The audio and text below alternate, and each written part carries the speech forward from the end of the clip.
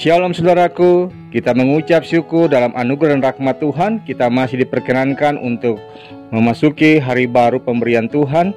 Dan saat ini kita akan merenungkan bagian firman Tuhan yang terambil dalam kitab Yesaya pasal 42 ayat pertama hingga ayat yang keempat, yang menyatakan, "Lihat, itu hambaku yang kupegang, orang pilihanku, yang kepadanya aku berkenan.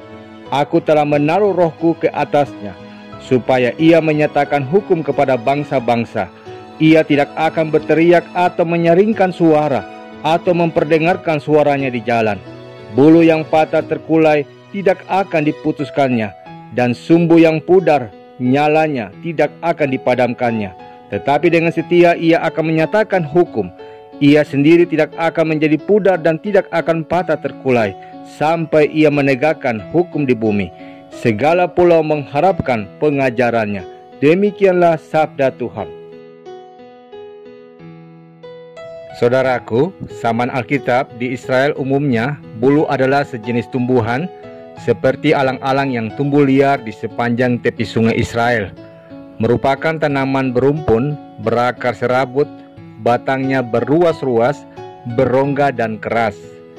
Dengan kata lain, di Israel, bulu mirip dengan pohon yang batangnya memiliki ruang. Para gembala seringkali mengambil batangnya dan dibuatlah sebuah seruling sederhana yang memberikan penghiburan tak kala mereka kesepian berada di tengah padang dalam tugas pengembalaannya. Karena batang dari bulu itu tidak begitu kokoh, maka dapat saja menjadi patah.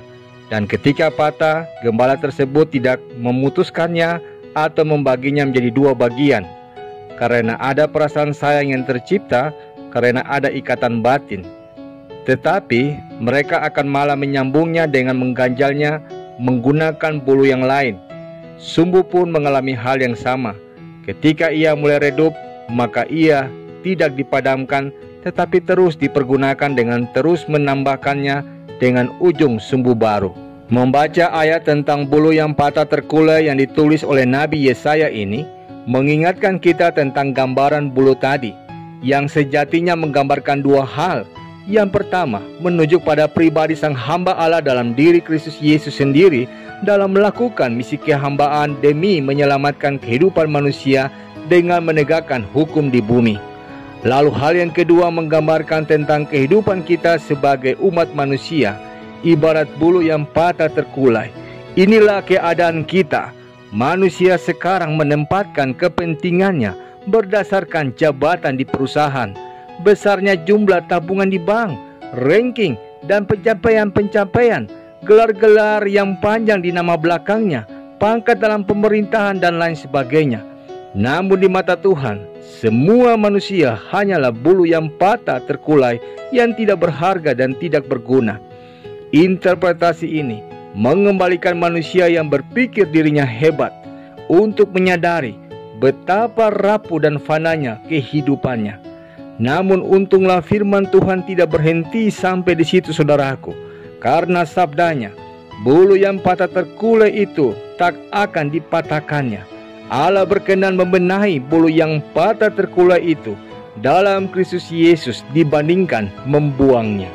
Lebih lanjut, saudaraku, bila mana situasi dan kondisi Anda saat ini seperti bulu yang patah terkulai, atau seperti sumbu yang pudar nyalanya, bila Anda merasa tidak mampu berdiri menghadapi berbagai tekanan dan penderitaan hidup yang Anda alami saat ini yang begitu berat, ingatlah, Allah tidak akan pernah bertindak untuk memutuskannya.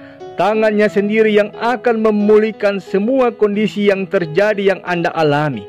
Karena sabdanya, janji firman-Nya di ayat yang ke-6 hingga ayat yang ke-8 dalam Yesaya 42 ini mengatakan, "Aku ini, Tuhan telah memanggil engkau untuk maksud penyelamatan, telah memegang tanganmu. Aku telah membentuk engkau dan memberi engkau menjadi perjanjian bagi umat manusia, menjadi terang untuk bangsa-bangsa, untuk membuka mata yang buta, untuk mengeluarkan orang hukuman dari tempat tahanan, dan mengeluarkan orang-orang yang duduk dalam gelap dari rumah penjara. Aku ini Tuhan, itulah namaku. Aku tidak akan memberikan kemuliaanku kepada yang lain. atau kemasyuranku kepada patung. Perhatikanlah saudaraku, sabdanya ini hendak mengatakan kepada kita, ketika Tuhan bertindak memulihkan keadaan hidup kita, maka hal itu juga dimaksudkan untuk mengangkat kita menjadi alat untuk menghadirkan shalom Allah bagi mereka yang dalam ketidakberdayaan dan tidak beruntung dalam hidupnya. Dengan kata lain, kita dapat diberkati untuk menjadi berkat dalam kehidupan kita. Namun saudaraku, acap kali yang membuat kita gagal dalam menerima setiap berkat shalom Allah itu ialah sikap ketidaksabaran kita untuk menanti pemenuhan janji Tuhan itu.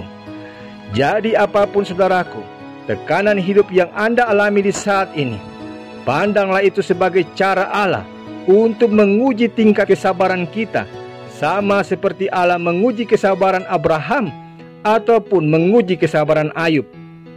Namun di saat mereka melewati semua tantangan dan masalah itu, maka Allah pun melimpahi mereka dengan anugerah kasih dan berkat-Nya. Sebab apa? Sebab Dialah Allah Jehovah Jireh, Allah yang menyediakan, mencukupkan apa yang kita perlukan. Karena itu, jalanilah hidup kita dengan tidak bersungut-sungut, karena sesungguhnya Tuhan tahu untuk menyediakan yang terbaik bagi siapapun yang disapanya sebagai anak. Selamat untuk tetap teguh berkeyakinan saudaraku. Tuhan memberkati dan menolong kita untuk menjadi berkat dalam setiap hal yang kita gumuli di saat ini. Amin. Saudaraku, mari kita sehati dalam doa. Bapa yang baik, Engkaulah Allah yang sungguh dahsyat. Engkau sanggup melakukan segala sesuatu dan sanggup menolong kehidupan kami. Engkaulah Allah Jehovah Jireh, Allah yang menyediakan dan mencukupi apa yang kami butuhkan bagi siapapun yang disapanya sebagai anak. Bulu yang patah terkulai tak akan Kau putuskan ya Tuhan. Kini jangan biarkan semangat kami patah oleh karena cobaan dan ujian hidup. Pulihkanlah kami, bangkitkanlah kami, dan jadikanlah kami istimewa di tangan-Mu ya Tuhan. Demi Kristus Yesus kami berdoa kepada Bapa di sorga. Amin.